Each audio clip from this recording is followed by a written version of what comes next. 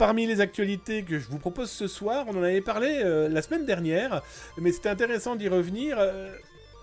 L'idée, c'est quoi? C'est que la direction centrale du renseignement intérieur, générale, que dis-je, la direction générale de la sécurité intérieure, ça y est, je m'y retrouve, propose chaque mois un document qui est dédié à l'ingérence économique et donc à la protection des entreprises, mais aussi de nous, citoyens, concitoyens hexagonaux, français, qui permettent de potentiellement contrer un problème à venir de cybersécurité et de fuite de données.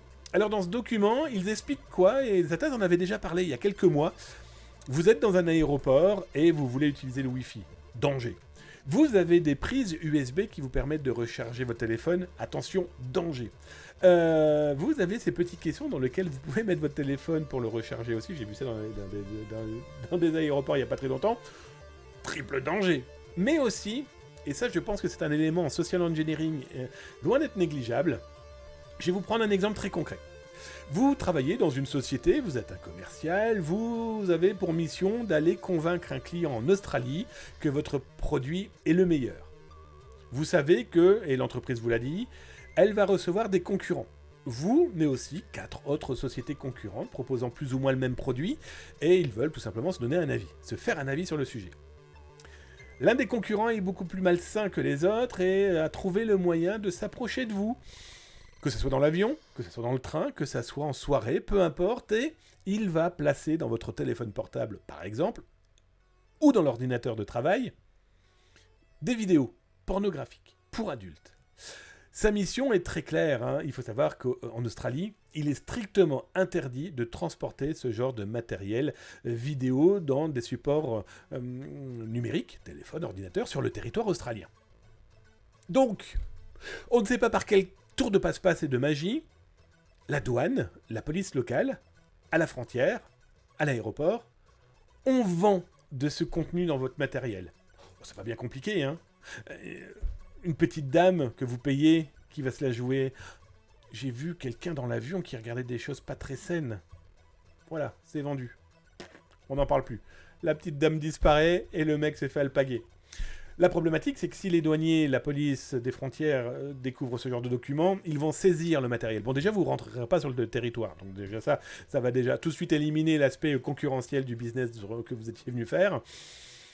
Mais surtout, votre matériel est saisi, téléphone et ordinateur. Et autant dire que je ne suis pas trop sûr que ça va convaincre votre direction de savoir que maintenant, dans les mains d'une autorité aussi légale soit-elle, aussi propre soit-elle, des informations sensibles, personnelles, privées, professionnels, c'est peut-être même des plans qui n'ont pas à tomber dans des mains d'un pays aussi ami soit-il, bref. Et donc là, ce qui est très intéressant dans ce document de la Direction Générale de la Sécurité Intérieure, que je ne me trompe pas, eh bien, il vous explique et eux aussi donnent des exemples, des cas très concrets. Et le plus intéressant, surtout, c'est les préconisations de la DGSI. Ils expliquent quoi faire, comment agir, comment, s'éviter ce genre de désagrément avant le voyage, donc le préparer, pendant le voyage, et aussi et surtout, très important, après le voyage. Donc c'est pas négligeable, allez jeter votre œil, vous allez voir, moi je trouve ça très intéressant. S'informer, c'est déjà commencé à se cybersécuriser. Hein. Je commence à avoir une quinte de tout, les amis, c'est pas beau ça. Alors après être passé par la Direction Générale du Renseignement Intérieur, allons regarder à la Direction Générale de la Sécurité Extérieure. Je vais m'en sortir, si, c'est promis. J'ai du mal avec les G, les R, les S, les E, enfin, bref. Toujours est-il que la Direction Générale de la Sécurité Extérieure s'occupe de tout ce qui est sécurité extérieure pour protéger les Français et le patrimoine français, qu'ils soient industriels, etc. La DGRI, vous voyez, je me suis encore planté. La Direction Générale de la Sécurité Intérieure, eux, c'est du contre-espionnage. C'est tout ce qui va protéger le territoire français et les Français sur leur territoire. Donc là, on va parler de la DGSE. Et la DGSE a deux petits éléments intéressants qu'ils viennent de mettre là en place ces derniers jours. D'abord, une exposition qui se passe à Paris, dans le 16e arrondissement, où ils reviennent, eh bien, tout simplement à quoi ? Eh bien, au service de renseignement extérieur français qui est quasiment né dans le 16e arrondissement. Et donc, du coup, je trouvais ça très intéressant de voir une mairie proposer ce type de... c'est simple, hein, ce type d'exposition. C'est de la culture, ça montre aussi une autre forme de l'histoire française. C'est plutôt rigolo. Allez jeter votre œil plutôt. Il y avait déjà eu une belle exposition, c'était à l'école militaire il y a quelques années maintenant, je crois qu'il y a 2-3 ans. Passionnante, avec eh bien, comment ça a fonctionné depuis la guerre 39-45, avec l'évolution matérielle aussi. Si cette exposition peut revenir un jour, honnêtement, profitez-en, ça vaut vraiment le coup. Là maintenant, c'est pour les plus jeunes. L'autre information, c'est quoi? Eh bien, c'est le concours Alkindi. Alors Alkindi, c'est quoi? C'est que depuis 2015, la Direction Générale de la Sécurité Extérieure propose un concours eh bien, pour les 4e, 3e, secondes. Concours qui est dédié au chiffrement, au déchiffrement, au monde mathématique eh bien, du secret. Et donc là, ils font de manière à permettre de participer à un concours. Alors il faut savoir que cette année, ils attendent 60 000 lycéens à participer à ce concours. Alors pourquoi pas vous? Vous avez jusqu'au 20 janvier pour vous inscrire. Si vous êtes mineur, si vous êtes en 4e, en 3e, en seconde, allez-y, faites-vous plaisir. Que tu gagnes ou que tu gagnes pas, tu t'en fous. Tu vas découvrir eh bien, quelque chose de différent. Hein, très honnêtement, tu vas découvrir les mathématiques différemment, soyons très clairs.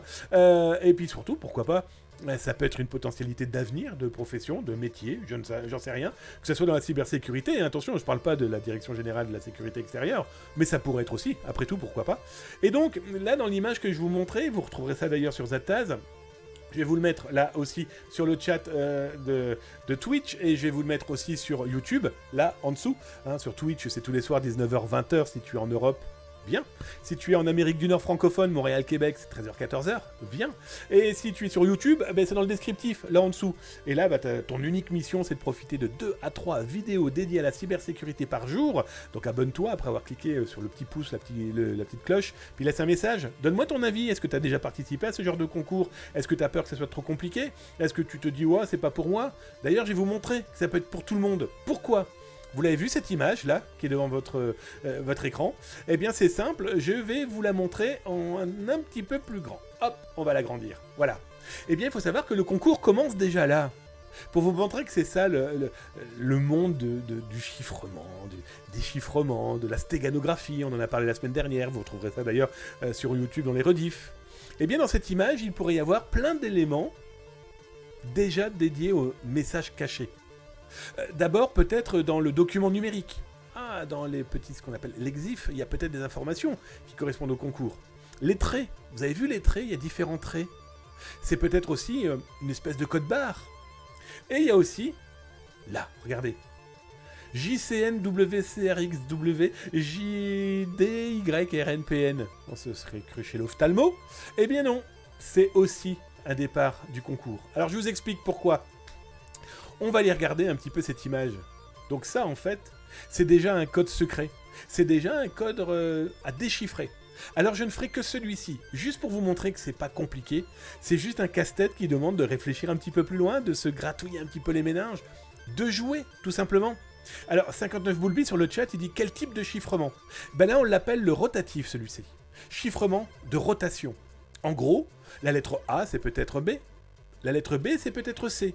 Ou alors, la lettre Z, c'est peut-être D. Et la rotation fait que une lettre tombera peut-être sur le bon mot. Alors, je vous l'ai agrandi. Hein, ce texte, on l'aurait dit en latin, mais ça n'en est pas. Et donc, du coup, JCCNWCRXW, je vais vous le déchiffrer. Ça veut dire quoi? Ça veut dire attention. En gros, le J, c'est A. Le C, c'est T.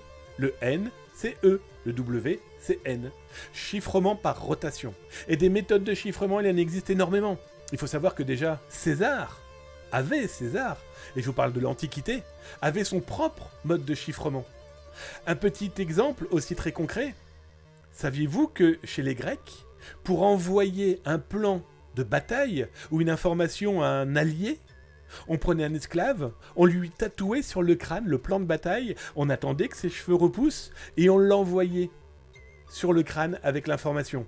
Alors le problème de l'esclave, c'est qu'une fois qu'il était tondu, une fois qu'on a pris l'information, il perdait un petit peu la tête. Bah oui, on ne le mettait pas sur un support papier, c'était lui le support. J'en rigole, mais c'est terrible. Mais voilà, de tout temps, ce chiffrement a existé. Bon là, ceux-là sont plus sympathiques, on est d'accord ? testez, amusez-vous, et puis je vous dis, gagnez, pourquoi pas, participez, ça c'est génial, et peut-être que c'est votre avenir qui va apparaître, parce que vous allez vous dire, waouh, c'est ça aussi la cyber.